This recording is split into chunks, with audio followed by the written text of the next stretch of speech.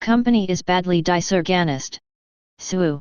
I thought I'd start a job in a small company as I felt I'd get more recognition and also learn more skills vs the bigger company I was at before. Now I'm in a position where my boss is that happy with my progress. They've already promoted me and given me a really nice pay rise to go with it. I've been at this place nearly 7 months and already achieved so much, which is great, but I keep getting cold feet as it's so badly organized. For example, I keep hosting meetings to discuss work pension as I've had numerous queries from staff on this. My boss has cancelled or had too much on for the past month, so I can't discuss this with them. Despite my endless knocks on the door etc. I've asked on quiet days what they'd like me to help with to then also have the same responses. I'm a person that thrives on being busy, but I'm at that point where I'm like, hey, should I just chill and play vid games cause my hounding isn't getting anywhere. Thinking face TDLR, my boss is too busy to discuss employee issues or work. Should I just say sod it and play video games? I work from home most days. I just wanna say you guys give me hope. I'm only 23 and I sometimes still don't know what to do. I tried RN school, but I just couldn't pass my exams. So I'm applying to become a mental health worker as soon as I get my certificate. It's nice that there are 30 plus who are still confused about what to do in their lives. I feel you guys and let's all hope for the best. How am I supposed to interview? I've been applying to jobs like nuts lately and everyone that does get back to me, which is very few, want me to interview right in the middle of the workday. My boss is awful with time off and a lot of these recruiters ask to interview me a day or two before they want the interview to take place. How am I supposed to get out? I will have to pay if my company laptop is stolen. Probably important, I'm not American, sorry for bad English, etc., but work for Americans. Basically, an American company needs people for his HR team and a company here hire us to work for them for about $500 a month. Not really a bad salary in my country and it's a full remote job, so I'm mostly happy. However, my local company wants us to go in person twice a month in order to get together. Now I don't want to sound like an asshole, but there's absolute no reason to get together with co-workers from my country. I don't talk with them, I don't really work with them, I don't even know how many of us there are. My job consists on working 100% with Americans. Anyways, it's good for a change, I thought. But today they told us we will have to take our laptops, the ones we used to work, with us those 2 days. This wouldn't be a problem if my city wasn't really insecure and people were literally risking their lives when they take a laptop outside. Seriously, people can get killed over a phone. For a laptop they'll shoot you without hesitation. Again, I tried to be positive and thought, well, their risk. Nope. They told us that we'll have to pay 40% of the laptop price if we get robbed. 40%?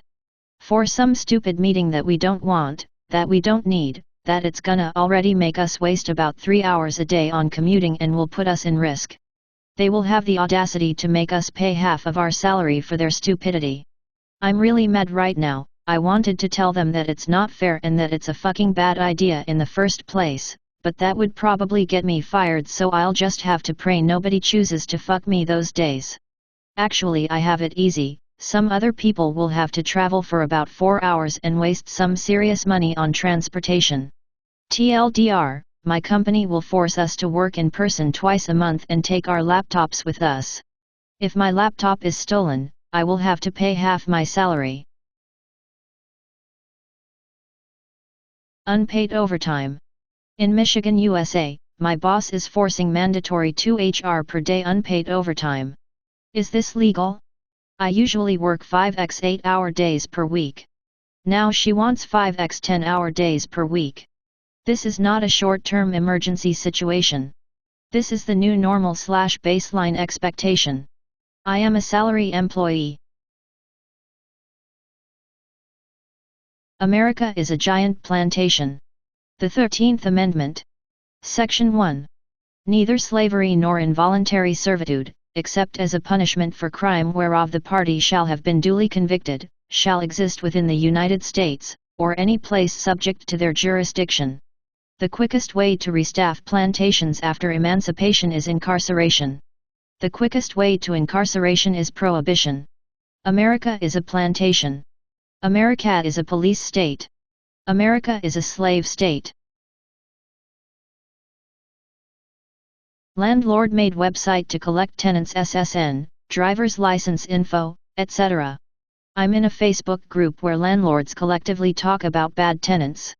I usually scroll on and let people know when they are posted only to let them be prepared for legal services, since everything may seem fine at home. Their landlord is really posting their full names and addresses, telling other landlords to not rent to them.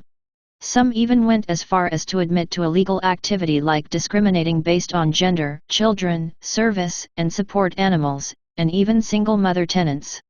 But this one case is highly, and I mean highly, illegal and the most damaging. Someone in the group who runs a business posted a website he created under a private registration proxy, but his real name is on his Facebook along with his business information and a location of his business. The website does not make you sign up for an account in order to submit a tenant's personal info such as full name, first 4 digits of SSN, driver's license hashtag, and car tag hashtag. I am not posting the website for obvious reasons. I don't want anyone's information to be at stake. But this one takes the cake for the dumbest person to break the law. I reported it with his local sheriff's communications department. The person on the phone was shocked to even hear this information about it. However, please join these Facebook groups to combat this type of criminal activity. I don't know if this is the only website up that does this, because this idiot probably got his idea from somewhere.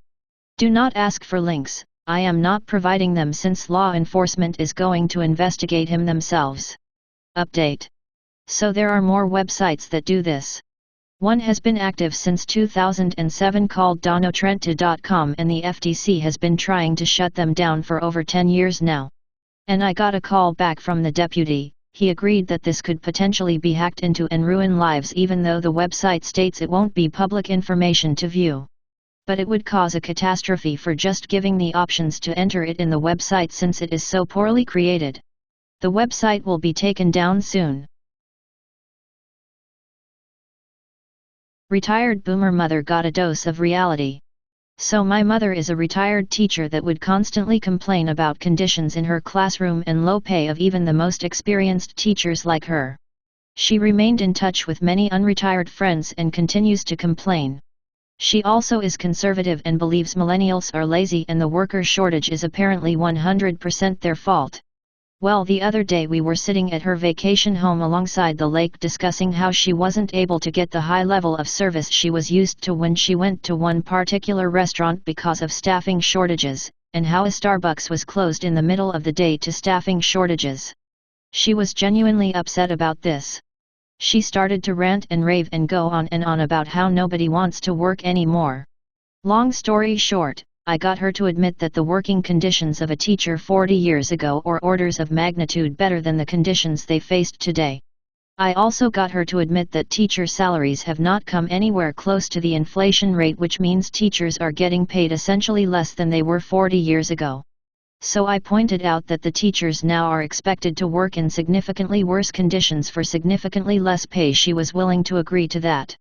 So I asked her, why does she think that any other industry, from working at Walmart, to Target, to Starbucks, or any other industry anywhere, would be any different? People now are expected to work in significantly worse conditions, do significantly more work, work with significantly less resources, and make significantly less pay. There isn't a worker shortage, there is a shortage of people willing to do the work for the pay offered given the conditions. Billionaire CEOs need to start taking pay cuts, and companies need to speak less focus on profit and shareholder satisfaction, or they are going to go out of business. A place I subcontract for wants me to wear trousers on Tuesday. It's meant to be 37 degrees. So on Tuesday some bigwig is coming to the body shop I subcontract for, and they've told everyone they need to be wearing trousers for their visit. I'm in the UK and there's an amber warning for heat issued by the Met Office for then. My job is quite active, and I get paid depending on how much I get done, so I normally am fast-paced. WTH can I do, if anything, to prevent this madness? There's no AC and barely any ventilation. Company promoted the wrong people, added daily meetings, threatened to make us all come back to the office, and then compared themselves to Oprah for bringing our salary up to $45K/year. Self-explanatory. Our company gets your auto insurance to pay the hospital after a car accident. If you don't file, the hospital doesn't get paid, and then we don't get paid. Our revenue is super low at the moment. Wednesday, they told us that they created new roles with new managers to report to. My direct lead is now a micromanaging anti-vaxxer. Company is making us have daily huddles even when we work from home 3 days a week. Our cameras have to be on during these meetings. The coup also imitated the Oprah meme, you get a raise. You get a raise. Everyone gets a raise. It's important to note that the amount of the raise was never publicly explained, but that the coup wanted to talk to everyone individually about their salary. Red flag. I already had one foot out the door but was trying to get us a better wage starting a month before this meeting. One girl told us how at her old job they all managed to get a $3 raise by banding together, not even as a union. Just by being on the same page. We ran with that. There were 5 of us who came up with what we wanted. I wrote a letter citing inflation, cost of living, etc. We got 8 signatures. Company is under 50 people, but never turned the letter over because we wanted more people on board. Even though there was a group of us, I was singled out and asked by management why we wouldn't go to them directly with our concerns one-on-one. I explained strength in numbers and that the goal wasn't to advocate just for myself but for the whole team. All of this happened Wednesday after the whole you get a raise and a new micromanaging culture meeting, and management then told me that the teammates that had signed on to try to request more money, and signed a letter to the same effect, had complained I was making them uncomfortable. So, fuck it. I've blocked teammates on socials and have a phone interview today somewhere else offering $5 more per hour. I took yesterday afternoon off and today as well. I have over 100 accounts that need to be done but I don't care. Our company doesn't help people or patients, we only help the hospitals make more money. Just needed to get that off my chest. Thanks for reading this far. Non-profits are just as bad with abusing using workers. This is the story of a previous job I had with a non-profit store. It was in the warehouse of thrift shop. This wasn't a hard job but they expected you to do non-stop work on your feet all day. One day while on break I overheard our GM, she was talking to him about how she notices employees are getting off task. She said something along the lines of, "We have 60 employees at this store. If they all take 10 minutes for themselves throughout the day, that's 600 minutes wasted, 10 hours a day that's $120 wasted daily, and they on average work 230 days a year, so that's $27,600 wasted from employees being off task. Kind of hate for $12/HR, we were being seen as metric. I worked for a local chain thrift store that looks nicer than Goodwill and is considered to be no profit. Next, so many safety concerns that I had were never addressed. First was hygiene. We sorted through people's donated items and they weren't always the cleanest. It's part of the job but we weren't guaranteed hardcore cleaning materials or anything to clean up our area, and a result, it got dirty. Next there was a hazard with just stacking gaylords and bins on top of one another, often unbalanced. I've made safety concerns that these could fall and no one really made a big fuss. On top of that, you absorbed abuse from people donating when you can't accept an item, and they always had a work-family meeting in the morning where they did a little prayer. I put in my 2 weeks notice over a year ago, got yelled at by another employee for being on my phone, with my response being like I care. Point is, just because they say they are non-profit doesn't mean they are by all great means good to work for. Barrier Brewing Co. So I don't know if this is completely terrible or what. The Department of Labor did nothing to help me, but I definitely feel I was owed money. I worked this job last year in New York. I left in September because of terrible conditions. I was a cellar manager and packaging operator. Basically took care of the beer and put it in cans, while occasionally assisting with warehouse orders. They salaried us at 40,000 to 42,000 and claimed it was based on a 45-hour work week. They regularly forced us to work 60 hours physical labor with no breaks or OT. When talking to the Department of Labor, they said I 100% had a case, until they asked me if I've ever loaded a truck. Since I'd loaded a truck, they threw out my case and basically told me that's a loophole, and if you load trucks you aren't entitled to breaks or overtime. I found out about this thread and figured I'd run it by you guys. Dump setter diving from your employer. What's your story? Once, our walk-in thermostat malfunctioned and froze all the cans and bottles of beer. We called the owner as soon as we realized what had happened, and he told us to throw all of the frozen and ruptured stuff in the dumpster.